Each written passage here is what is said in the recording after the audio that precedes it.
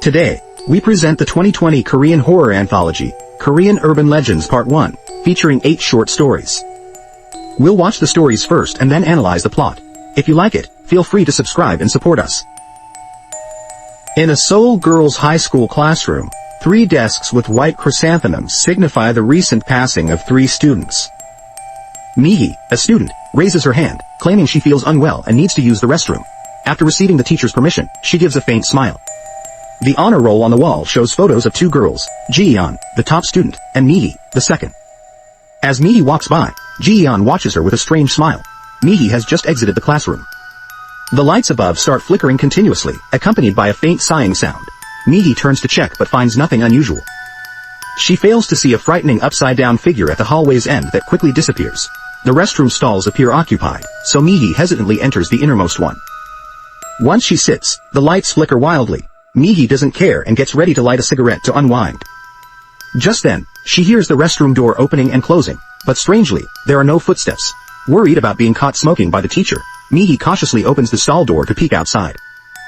It's empty, with no one in sight. Just as she's about to light her cigarette, she bends down to pick up her lighter and notices that the adjacent stall is empty. Bizarrely, the stall doors open one by one as if someone is checking inside. Mihi looks in and sees a strand of hair vanish into the toilet. Before she can react from the shock, there's a rapid knocking on her stall door.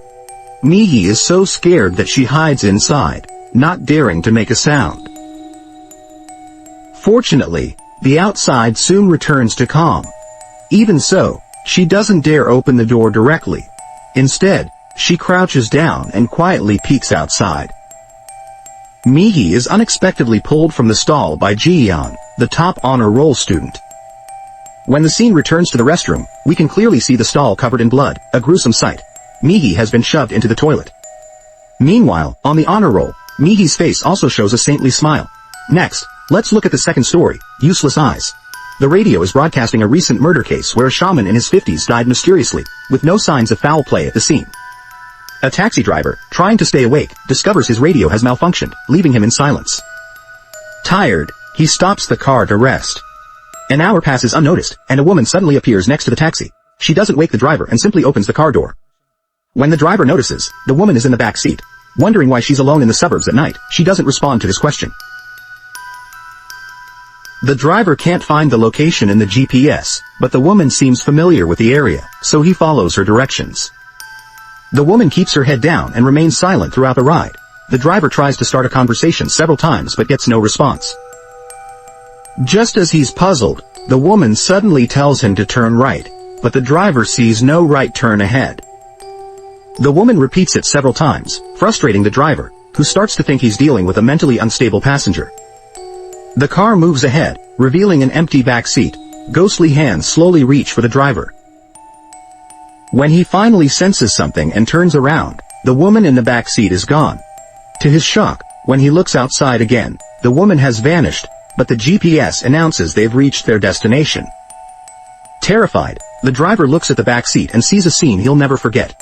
The woman's eye sockets are blood red, and her eyeballs are missing. The driver screams in panic, but he can't open the car door. He becomes immobilized. The woman holds 2 bloody eyeballs in her hands and loudly questions him about what they are. Moments later, the car slowly starts moving, and the radio returns to normal. As the car drives away, the driver's eyeballs are left behind. Next, let's look at the third story, The New Tenant. Today, the anchorwoman Siren just moved into her new home and decided to host an online housewarming party to celebrate. During her interaction with fans, a teddy bear falls from the bookshelf behind her. Noticing the fans' comments, she picks it up and sets it aside. She sits down and chats happily with her fans. Soon, a book behind her falls mysteriously. The live chat erupts with speculation. Some think Siren is pranking, while others suspect something supernatural. Before she can react, a terrifying noise suddenly comes from the room, scaring the anchorwoman so much that she quickly says goodbye to her fans and ends the stream. As soon as she clicks to close it, she shows a smug smile.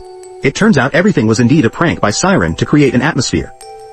But she doesn't realize that the live stream hasn't stopped. Her best friend calls to congratulate her on the successful show, and they plan to go out and celebrate. Before leaving, Siren wants to take a photo as a memento but quickly notices that her phone camera detects multiple people, and the number keeps increasing, filling the entire screen. When she puts down the phone and looks back, the room is empty. Suddenly, her body feels controlled, unable to move, and she violently hits the table, blood gushing out and staining the entire surface. The scene shifts, and we see a woman who looks exactly like her, grabbing her head and repeatedly smashing it against the keyboard. Siren soon loses consciousness, and the doppelganger takes her place, starting a new round of interaction with the fans. Next, let's look at the fourth story. Curiosity killed the cat. Recently, a paranormal video went viral online, showing a tall monster clinging to a building, peering through the windows at the residents inside. Timid Mining thinks the monster could be real. After watching, the girls jump to class for their textbooks. A classmate pretends to twist her ankle on the stairs, asking Mining to fetch her textbooks. As Mining departs, the classmate smirks, having only faked the injury to frighten Mining with a doll from the locker. Mining is startled. As she grabs her textbooks to leave, an inexplicable fear grips her. It feels like a pair of eyes are watching her in the empty classroom. Mining quickly packs her bag and leaves, but as soon as she steps outside, she hears a sound like an animal's growl behind her. Cautiously, she turns around to check, and finds a girl with a bluish complexion in the once empty hallway. Even more terrifying, the girl is twisting on the ground in a bizarre manner. Seeing her crawling towards her, Mining panics and runs, but no matter how far she goes, she can't leave the floor, endlessly trapped between the second and third floors.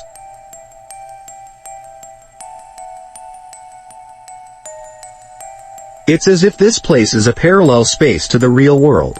Her classmates can hear her footsteps but never see her. Exhausted, Mining collapses on the ground, and the bluish girl catches up, her pupils multiplying. The scene shifts back to Mining's classmate, who, after waiting a long time, decides to check the classroom.